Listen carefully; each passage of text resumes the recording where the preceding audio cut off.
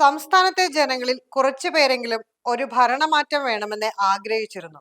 പക്ഷേ ഇന്നിപ്പോൾ കോൺഗ്രസ് നേതാക്കളുടെ മുഖ്യമന്ത്രി കസേരയ്ക്കുള്ള കടിപിടിയിൽ അങ്ങനെ ഒരു ആഗ്രഹം വേണ്ടിയിരുന്നില്ല എന്ന ചിന്ത ജനങ്ങളുടെ മനസ്സിലേക്ക് എത്തിയിരിക്കുന്നു. വോട്ട് എണ്ണുന്നതിന് മുൻപേ തന്നെ ഇതാണ് അവസ്ഥയെങ്കിൽ ഇനിയിപ്പോ കോൺഗ്രസിനാണ് ഭരണം ലഭിക്കുന്നതെങ്കിൽ എന്താവും അവസ്ഥയെന്നാണ് ഇപ്പോൾ സംസ്ഥാനത്തെ ജനങ്ങളുടെ ചർച്ചാ വിഷയം. കോൺഗ്രസിനെ സംബന്ധിച്ച് ഈ തെരഞ്ഞെടുപ്പ് നിർണായകമാണ്.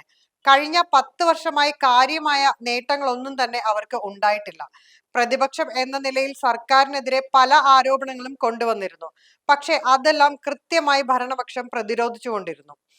10 വർഷത്തെ ഭരണത്തിനൊടുവിലും സർക്കാരിനെതിരെ ഗൗരവമുള്ള കുറ്റപ്പെടുത്തലിനോ ആക്ഷേപങ്ങൾക്കോ സാധിക്കാതെ പ്രതിപക്ഷം നിസ്സഹായാവസ്ഥയിലാണെന്ന് മുഖ്യമന്ത്രി പിണറായി വിജയൻ തന്നെ പറഞ്ഞിരുന്നു. ഇതിനിടെ മുഖ്യമന്ത്രി ചർച്ച അവസാനിപ്പിക്കണമെന്ന് പലതവണ വിലക്കിയിട്ടും കേരളത്തിലെ കോൺഗ്രസ് നേതാക്കൾ അനുസരിക്കാത്തതിൽ ഹൈക്കമാൻഡ് കടുത്ത അതൃപ്തി അറിയിച്ചു. രാഹുൽ ഗാന്ധിയുടെ കർശന നിർദ്ദേശമുണ്ടായിട്ടും KPCC അധ്യക്ഷൻ വിലക്കിയിട്ടും പക്ഷേ മുഖ്യമന്ത്രി ചർച്ച ഇപ്പോഴും തുടരുകയാണ്. അനാവശ്യ ചർച്ചകൾ തുടർന്നാൽ നേതാക്കൾ മറുപടി പറയേണ്ടി വരുമെന്ന് AICC നേതൃത്വം മുന്നറിയിപ്പ് നൽകിയിട്ടുണ്ട്.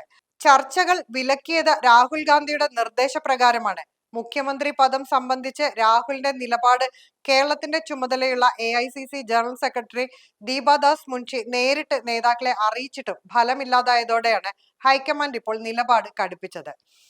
അതിനിടെ മുഖ്യമന്ത്രി പദത്തെ ചൊല്ലി നേതാക്കൾക്കിടയിലും അണികൾക്കിടയിലും അവകാശവാദങ്ങളും വെല്ലുവിളികളും തുടരുകയാണ്. എറണാകുളം DCC ഓഫീസിന്റെ എതിർവശത്തെ VD സതീശനെ രൂക്ഷമായി വിമർശിച്ചും രമേശ് ചെന്നിത്തലയെ അനുകൂലിച്ചുമുള്ള ഫ്ലെക്സ് ഉയർന്നു. PR വർക്കിന്റെ ബലത്തിൽ രമേശ് ചെന്നിത്തലയെ പോലുള്ള മുതിർന്ന നേതാക്കളെ താറടിച്ച് മുഖ്യമന്ത്രിയാകാനുള്ള മോഹം നടക്കില്ലെന്ന് ഫ്ലെക്സിൽ പറയുന്നു. കോൺഗ്രസ് ഫാമിലി എന്ന പേരിലാണ് ഫ്ലെക്സ് പ്രത്യക്ഷപ്പെട്ടത്.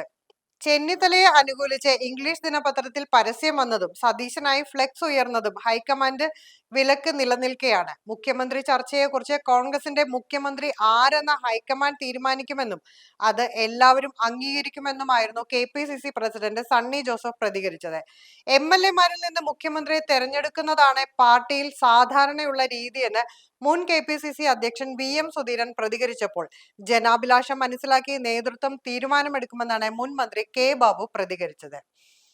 ഇനിയിപ്പോ ഹൈക്കമാൻഡ് അല്ല ആര് പറഞ്ഞാലും ഞങ്ങൾ അനുസരിക്കില്ല എന്നാണ് കോൺഗ്രസ് നേതാക്കളുടെ നിലപാട്. മെയ് 4 വരെ മുഖ്യമന്ത്രി കസേരയ്ക്കായുള്ള കടിപിടി അവർ തുടരും.